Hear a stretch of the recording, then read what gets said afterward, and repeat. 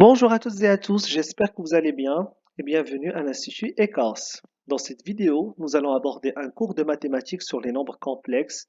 Il va y avoir deux parties, il s'agit là de la première partie.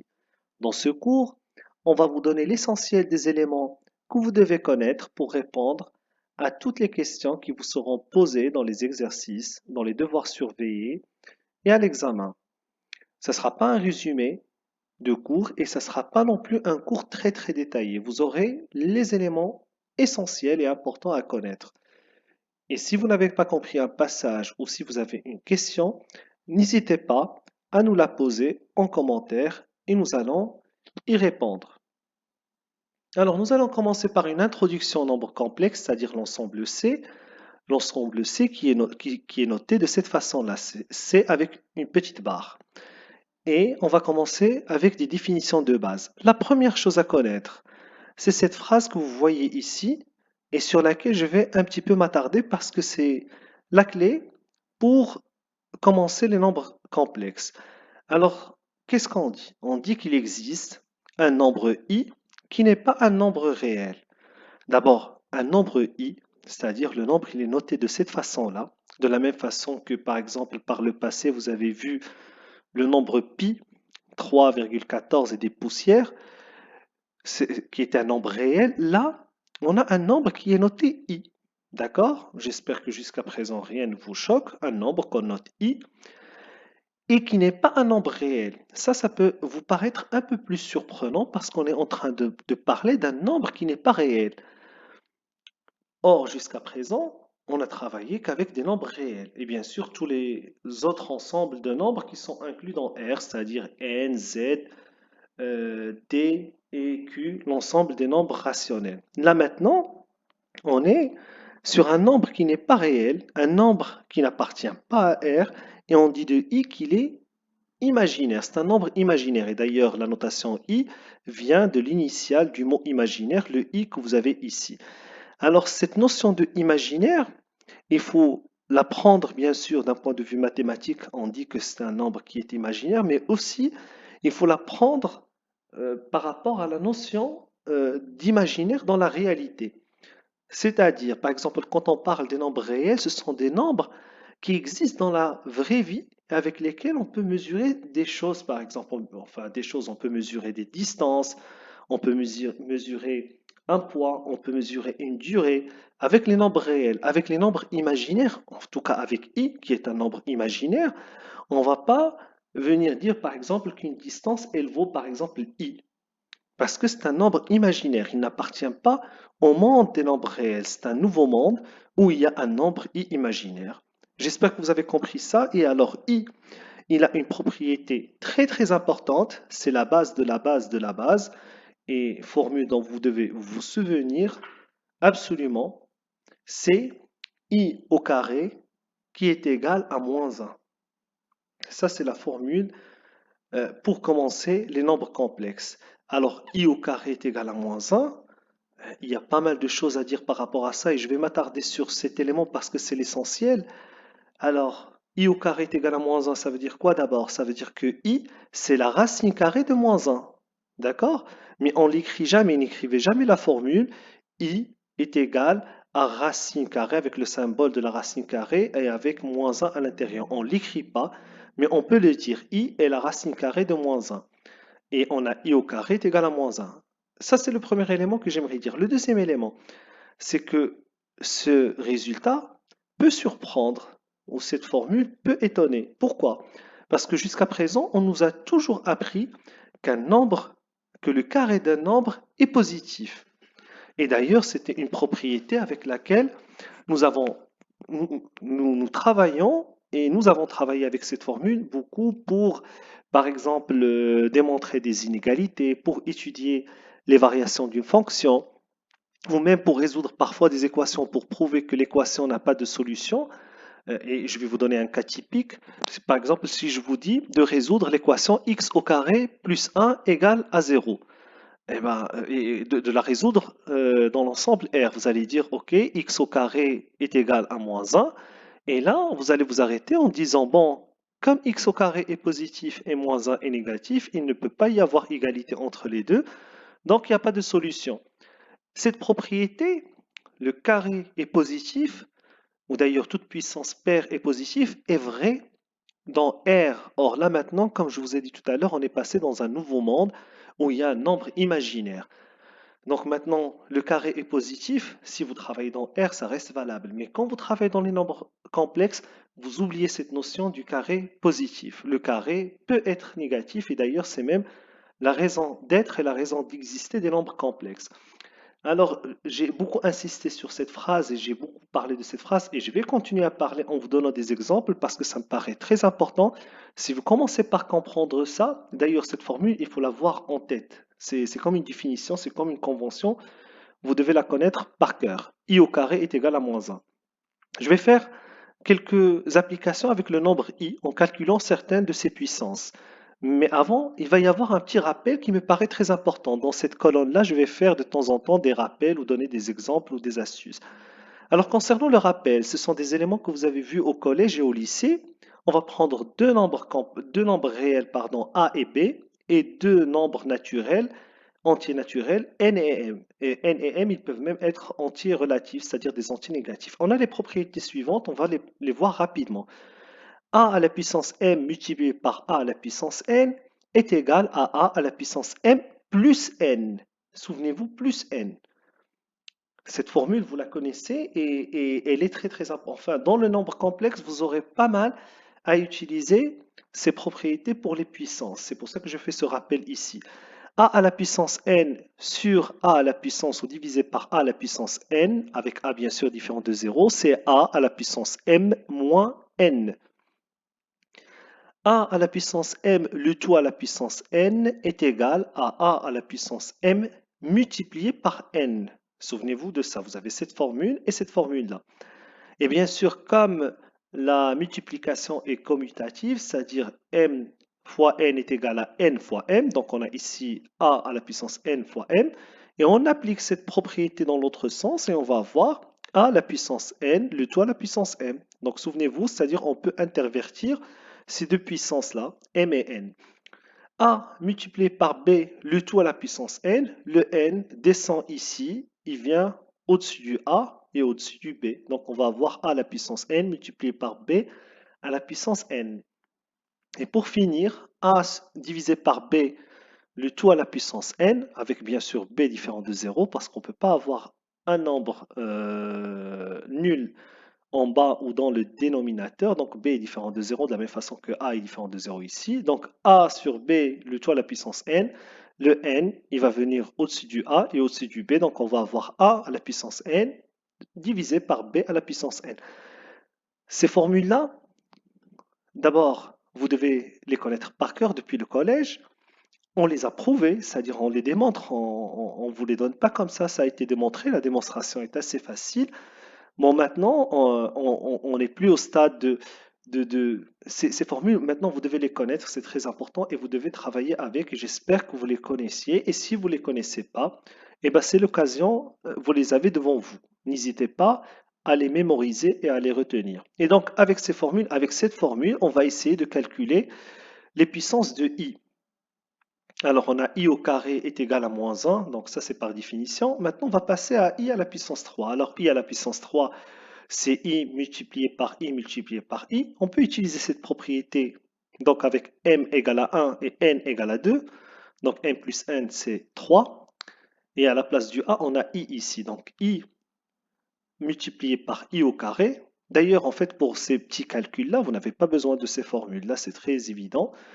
Donc i à la puissance 3 ou i au cube est égal à i multiplié par i au carré.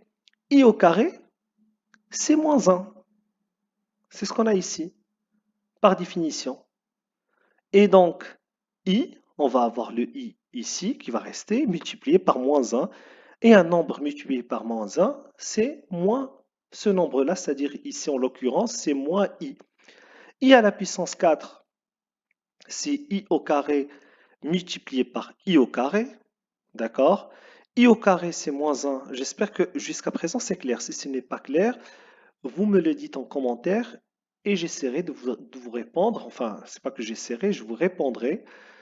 et je vous donnerai un peu plus de détails. Mais ici, ça me paraît très clair, c'est-à-dire i à la puissance 4, c'est i au carré multiplié par i au carré, c'est moins 1 parce que i au carré, c'est moins 1, donc c'est moins 1 multiplié par moins 1, et moins avec moins, c'est plus, donc ça va donner plus 1, c'est 1. Et donc ici, i à la puissance 5, c'est i multiplié par la i à la puissance 4. Or, i à la puissance 4, on vient de le calculer, c'est 1. Donc, c'est i multiplié par 1. Et un nombre multiplié par 1, c'est le nombre lui-même. Donc, ici, on a i. Et donc là, vous remarquez un truc, c'est qu'il y a une sorte de boucle qui est en train de se refermer. Parce que i à la puissance 5, c'est i. Si on veut calculer i à la puissance 6, ben on va multiplier i à la puissance 5 par i. Donc, on va multiplier i par i. Et qu'est-ce qu'on va avoir? On va avoir moins 1. I multiplié par ici i au carré, donc c'est moins 1. Donc i à la puissance 6 est égal à i à la puissance i au carré, et i à la puissance 7 est égal à i à la puissance 3, et i à la puissance 8 est égal à i à la puissance 4, et ainsi de suite. Et avec ça, vous pouvez calculer toutes les puissances de i avec une puissance naturelle, entier naturel. D'accord? Et d'ailleurs, c'est parmi les types d'exercices que vous pouvez avoir. Et je vous ai fait ça, ce que vous voyez ici dans cette colonne, c'est pour d'abord un rappel par rapport à ces formules, mais aussi pour un peu pouvoir manipuler le nombre i, pour qu'il ne soit plus un nombre un peu inconnu ou bizarre ou surprenant pour vous. Maintenant, on va poursuivre le cours avec la définition des nombres complexes, de l'ensemble des nombres complexes. Alors, l'ensemble des nombres complexes, c'est un ensemble C dont les éléments s'écrivent de la façon suivante: a plus ib avec a et b réels appartenant donc à r carré, et i au carré, bien sûr, c'est le i qu'on connaît, i au carré est égal à moins 1. Très bien. Il n'y a pas de, il ne faut pas être surpris par rapport à ça. En fait, a réel, b réel, et on a i ici, c'est un nombre complexe. Donc, soit Z, un nombre appartenant à C. Souvent, quand on veut prendre un nombre appartenant à C, dans les exercices, ils vont vous dire soit Z appartenant à C. Quand il y a plusieurs nombres, ça peut être Z1, Z2, Z3. Mais ils peuvent prendre aussi X, Y, donc ne soyez pas surpris. Donc, soit Z appartenant à C. Il existe donc A et B réels tels que Z est égal à A plus IB. D'accord? Le nombre A, celui qui est seul, qui n'est pas associé à I, au facteur I, c'est un nombre. Ce nombre A est appelé la partie réelle de Z. D'accord? Et le nombre B est appelé la partie imaginaire de Z. Très important ici, quand on dit la partie imaginaire, c'est pas IB, c'est uniquement B. La partie imaginaire est un nombre réel. D'accord? Donc le nombre B est appelé la partie imaginaire de Z. On note la partie réelle RE de Z, donc c'est A, et la partie imaginaire IM de Z, qui est B. J'espère que c'est clair pour vous et on va poursuivre. Je vais poursuivre en vous donnant des exemples de nombres complexes. Alors ici, vous avez plusieurs nombres complexes, 2 plus 3i, d'accord? Quand on a un entier, on le met à gauche du i, ici, devant. Et quand on a une racine, comme c'est le cas ici, on va la mettre à droite. Donc ici, on a un nombre complexe qui est moins i racine de 5. D'accord? Là, pour ce nombre, moins i racine de 5, donc la partie réelle est égale à 0, et la partie imaginaire est égale à moins racine de 5. On a un autre nombre complexe qui est 3. Donc 3 est un nombre complexe, il est réel, il est entier, etc. Ici, la partie réelle de ce nombre 3, c'est 3, et la partie imaginaire, c'est-à-dire le p, est égale à 0. C'est pour ça qu'on n'a que 3. Un autre nombre complexe, c'est racine de 2 moins i racine de 2. Donc ici, on a une racine, on la met après le i, à droite du i. Et ici, on a un moins. Ne soyez pas surpris parce qu'on vous dit que tous les nombres complexes s'écrivent de cette façon-là, c'est-à-dire a plus ib. Mais bien sûr, si b est un nombre réel négatif, ben le moins ne va pas rester associé au i, on va le mettre ici. Ça ne pose aucun problème. C'est le cas ici. Donc la partie réelle, c'est racine de 2. Et la partie imaginaire, c'est moins racine de 2. Donc on a aussi des fractions. Donc 1 demi plus 11 sur 25, i est un nombre complexe. 0 est un nombre complexe, avec une partie, donc la partie réelle de 0 c'est 0 et la partie imaginaire de 0 c'est 0. 2 plus racine de 3 plus i facteur de 2 moins racine de 3 est un nombre complexe parce que cette partie-là est un nombre réel, 2 plus racine de 3 et donc c'est la partie réelle, et 2 moins racine de 3 est un réel et associé à i, donc c'est la partie imaginaire, c'est le b qu'on a ici. 2,6 plus 3,35i est un nombre complexe, partie réelle c'est 2,6 et 3,35 c'est la partie imaginaire.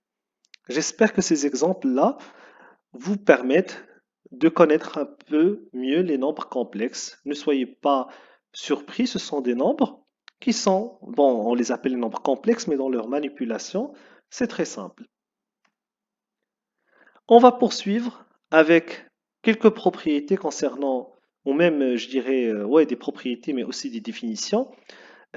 Si la partie imaginaire de z est égale à 0, alors dans ce cas-là, c'est le p qui est égal à 0. Le nombre z va être égal à a, c'est-à-dire z va être égal à la partie réelle de z qui appartient à R. Et dans ce cas-là, le nombre z est un réel, est réel dans ce cas-là. Et vous comprenez à partir de ce point-là que tous les nombres réels sont des nombres complexes. Et donc R est inclus dans C. R, en fait, ce sont des nombres complexes dont la partie imaginaire, c'est-à-dire le P, est égal à 0. Et si à l'inverse, là on a dit la partie imaginaire est de z égale 0, si à l'inverse la partie réelle qui est égale à 0, alors z dans ce cas-là va être égal à ib, a égale à 0, donc i multiplié par la partie imaginaire de z avec la partie imaginaire appartenant à R. Et dans ce cas-là, on dit que z est un nombre, est un imaginaire pur. Imaginaire pur. C'est le cas ici de moins i racine de 5. Donc ce nombre-là est un nombre imaginaire pur. 3 est un nombre réel. Et le reste, on ne peut pas dire si c'est réel ou si c'est imaginaire. Ce sont des nombres complexes. 0 est le seul nombre qui est à la fois imaginaire pur et réel. Maintenant, on va voir quelques propriétés concernant l'égalité et les opérations sur les nombres complexes. Alors d'abord, concernant l'égalité entre deux nombres complexes. La première chose, on va prendre par exemple deux nombres complexes x et y. Donc, x va s'écrire sous la forme a plus ib, y va s'écrire sous la forme c plus id, avec a, b, c et d, des nombres réels. Alors, il y a égalité entre x et y.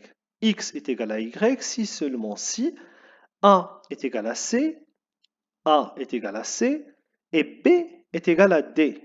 D'accord? Les deux en même temps, a égale à c et b égale à d. C'est-à-dire la partie réelle de x égale la partie réelle de y et la partie imaginaire de x est égale à la partie imaginaire de y. Les règles sur les opérations dans les nombres complexes, c'est-à-dire on parle ici de de l'addition, de la multiplication, de la soustraction et de la division.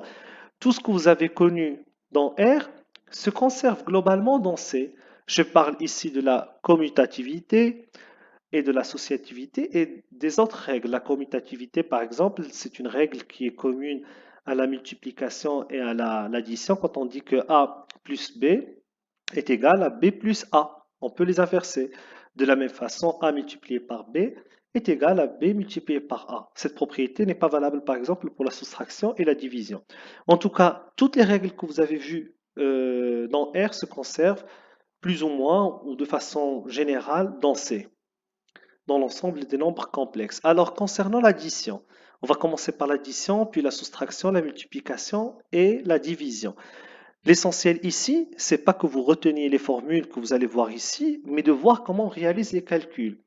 Et d'ailleurs, si vous avez des lacunes en termes de calcul, réaliser les calculs, etc., c'est l'occasion pour vous de d'améliorer votre niveau par rapport à ça, parce que le côté calcul est un aspect très très important dans les nombres complexes. C'est parmi les chapitres où les exercices nécessitent pas mal de dextérité dans la réalisation des calculs.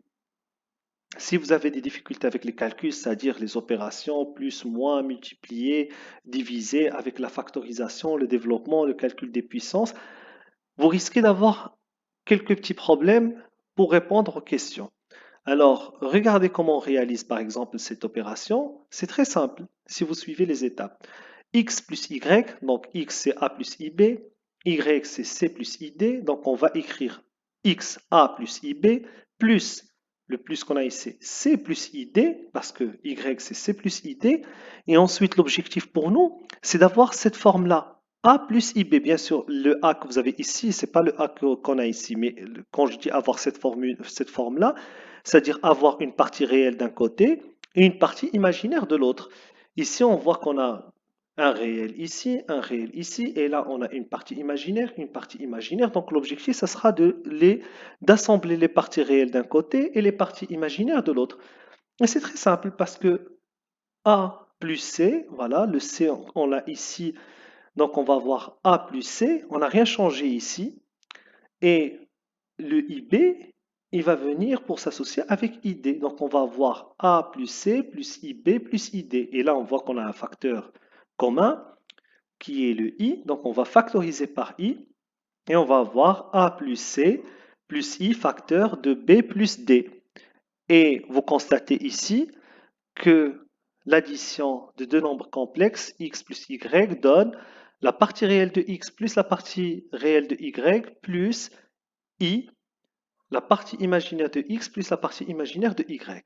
Concernant la soustraction, on la réalise de la même façon. X moins y, donc on a x c'est a plus ib, moins y c'est c plus id. D'accord? On va enlever les parenthèses. A plus ib moins c moins id, parce qu'on a un moins ici, donc moins c moins id.